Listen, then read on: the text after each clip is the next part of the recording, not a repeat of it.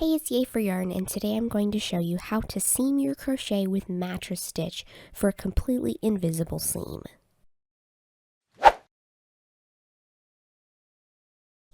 So when I posted my video on the Perfect Granny Square, I had several people ask me how I like to sew them together.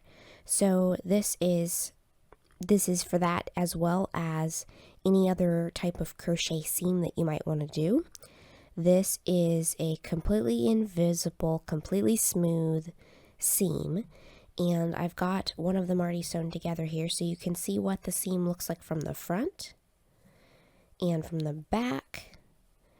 And if you could feel this, there is very, very little like a ridge in it that you can feel. You know, with a lot of seams, you can feel that the seam is significantly thicker than the rest of the fabric.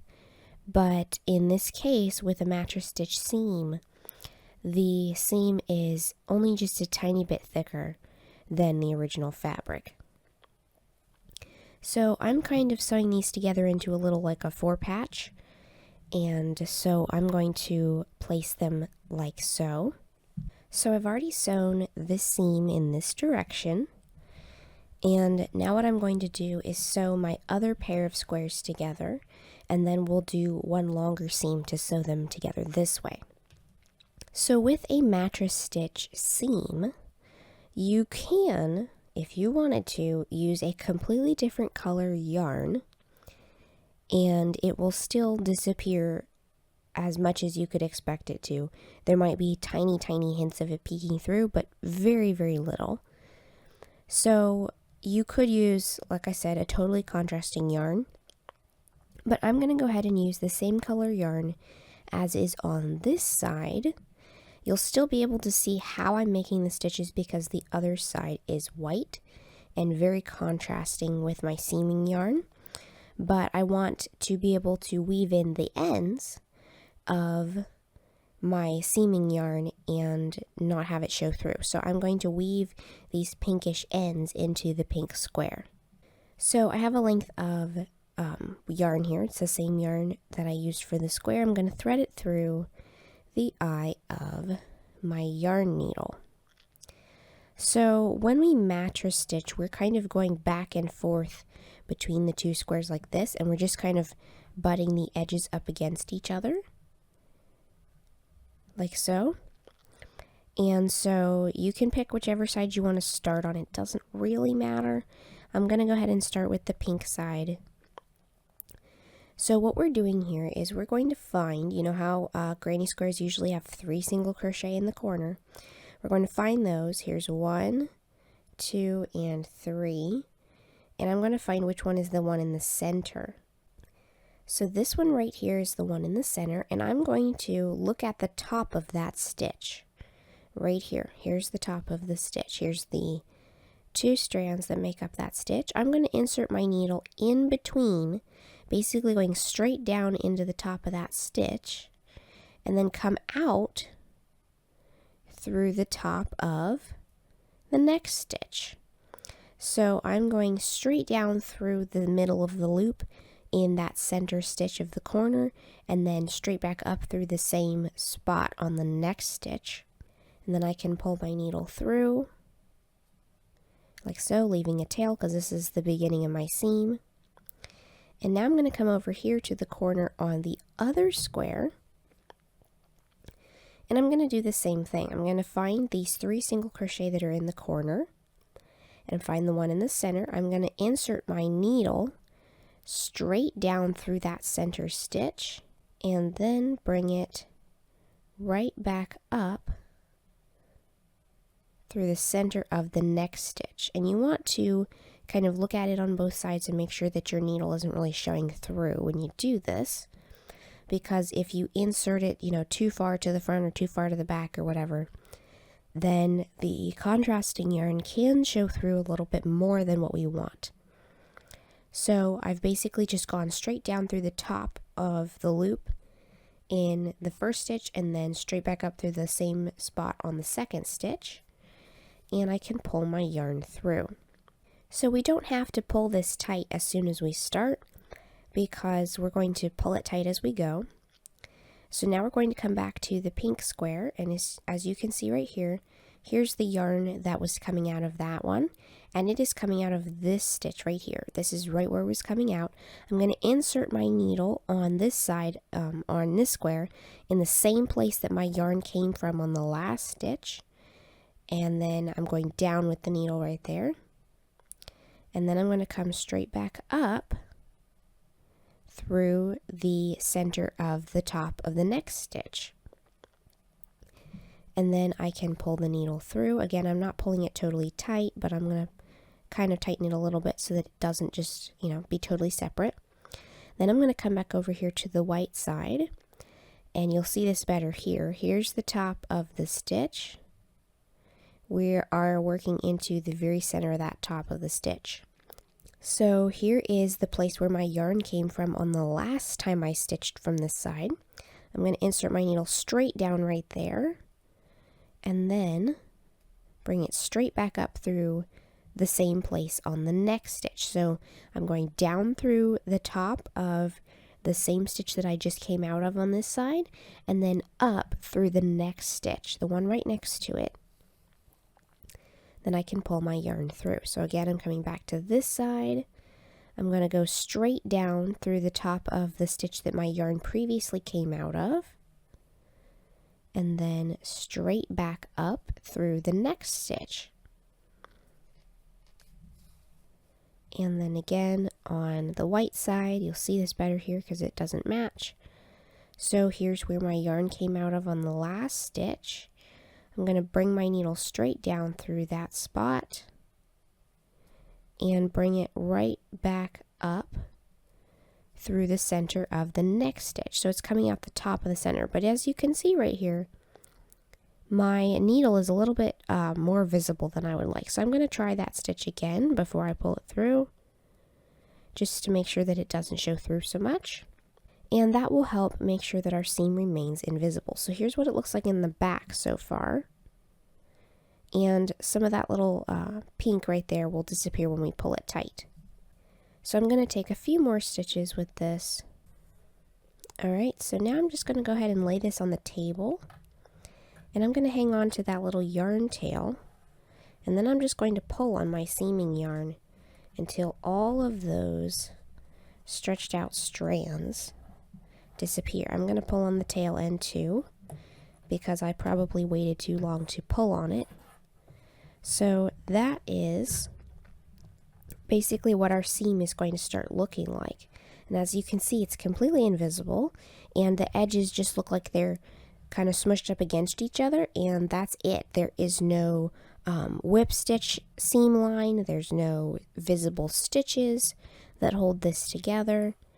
And it is just as good from the back. Can't really even see that pink yarn on the white side. So I'm going to go ahead and finish sewing up this seam up to the corner, and I'm going to stop on the center stitch of those 3 single crochet that are in each corner. I'm going to stop on the center stitch for each side, and then I will show you how I'm going to put this together with the other pair of squares to show you how to do the seam intersection in the middle. Alright, so here is my seam so far. I'm all the way to the corners in that center stitch, but before I pull this tight, I'm going to have to kind of do it slowly because I left it sort of open so that you can see how the seam works. Like this, we kind of have the yarn zigzagging back and forth. But we need to kind of pull on it slowly so that we don't, well, basically if we pull on this end right now, then you'll end up with a bubble of yarn in the middle. So I'm just going to go through here, kind of like tightening shoelaces, and just pull on each of those zigzag strands, and that will help us to tighten it better once we get to a place that's closer. And now we've got it tightened basically all the way to the corner. So what I like to do is to tie off both ends of this seam. I like to come over here and pick up the very last strand that goes between the two squares. And I like to insert my needle under that, wrap the yarn around the needle to make a knot, and pull it through. But before I totally pull it through, I just want to pull on the yarn a little bit to make sure that it's totally tight, like so. And then because I am going to be burying this tail into the pink square, the knot won't really show. Also, if you want to make sure that it doesn't show, if you're using a contrasting yarn, then I would make the knot on this side of the seam. So now I can come back over here and make the same kind of knot on this end of the seam. And that is the finished seam. So you can see how seamless and invisible this looks. You can't really see that pink seaming yarn from either side, and the seam is very neat and smooth and straight. So now I'm going to go ahead and seam these two pairs of squares together like this, right along the center. And first I'm going to go ahead and weave in all these pink tails into the pink squares, and then I'll grab another length of yarn to seam it going this way. Now, if you want to do it, you can, if you were making a blanket, you could start with one piece of yarn, go across this way, and then continue with the same piece of yarn to seam these together. But just for demonstration, I've done them individually and separately. But you can kind of, I don't know what else to call it, but in sewing or quilting, we call it chain piecing, where you just line up a bunch of pairs of pieces and stitch them together in pairs, all with one thread. So I'm going to go ahead and weave in my pink tails, and then I'm going to grab another length of yarn and show you how to seam the pairs together so that we get a nice clean intersection in the middle. Alright, so I've got my ends woven in from the previous two seams, and now I'm going to put these two together in a 4-patch type of arrangement. And I'm going to go ahead and use the same type of seam, just with a longer strand of yarn, and I'm going to seam all the way across here. So I'm going to start at one end, and then I'm going to stop about right here and show you how to do this little seam intersection part in the middle, and then I'll continue across with the rest of my seam. Alright, so I'm almost to this little center area. So what I'm going to do is, the last stitch I made was on the pink side. So I'm going to make another stitch on the white side, and part of the, one of the most important things you can do to make sure that these corners line up correctly is to make sure that when you have made your pieces that you counted your stitches correctly, and that you are sure you have the same number of stitches on all sides. And that will definitely help make sure that your corners line up. So I am down to this very last white stitch that has already been worked into, and I'm going to kind of force the needle through it again. The only reason I have to force it is because there's a knot right next to that. So I'm going through this last white stitch, and then I need to make sure that I'm going through the last pink stitch on the same place. So what I'm going to go ahead and do is, now that I have gone through the white stitch that was already worked into, which is the one in the center, I just went into the next white stitch, or the next pink stitch on this side. To make sure that this lines up correctly, I'm going to go ahead and take a stitch right here in between the white side and the pink side, and I'm stitching through this, I guess it's like one of the stitches that went across the seam, and that will help me line up these corners. So now I can pull the needle through like so, and then I'm going to go ahead and take another stitch on the same strand of yarn, which is the last stitch that went across between these two squares. And I'm going to take another stitch right under that strand.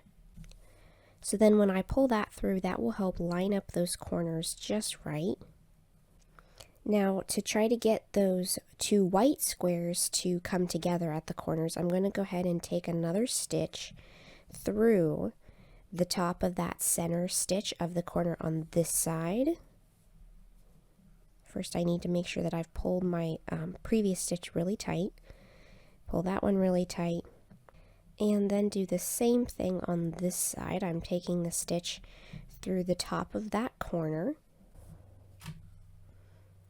And that will line up those two corners of the white squares. So now I can come back over here to the pink on this side and take that very first stitch, pull it tight, and then back over here to the white on this square down here and take that next stitch on the white side and pull it all really tight. And then when we lay this down, you can see where all our corners meet in the middle.